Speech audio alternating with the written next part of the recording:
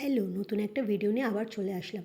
সকালের সমস্ত বেডশিটগুলো উঠিয়ে নিলাম কাচাকাচির জন্য, আর নতুন বেডশিট বিছিয়ে দিলাম। তারপর আর কি, সকাল 6টা বাজে, এখানে এখন ঝাড়ু লাগিয়ে নিলাম, বাইরেটা ধুয়ে নিলাম। আর সকালবেলা যেহেতু স্কুল টাইম, প্রত্যেকটা স্কুলের বাস একের পর এক পার হতে থাকে।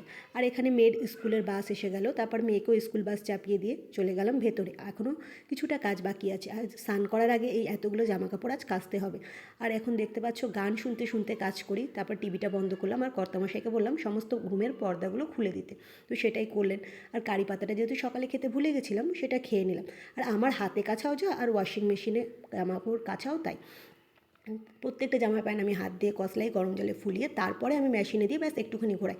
আর আমি একা একা যেহেতু কাজ করি না, প্রতিদিনই আমার সাথে ক্যামেরার পেছনে যে মানুষটা কাজ করে তাকে তোমরা দেখতে পাও না। তাই ভাবলাম আজকে যে সাথে আমার সঙ্গে হেল্প করে তাকেও তোমাদের দেখাই। এই মানুষটা আমার সাথে সেই আমারও আগে উঠে সকাল 3:30টার সময় একভাবে করতে থাকে। আর সকালবেলার মেয়েদের টিফিনটা এই বানিয়ে প্যাক করে দেয়। তারপরে আর কি স্নান করে দুপুরের রান্না চাপিয়ে দিলাম। মাছটা কেটে মাছ তো আজ দুপুরে হবে মোচা।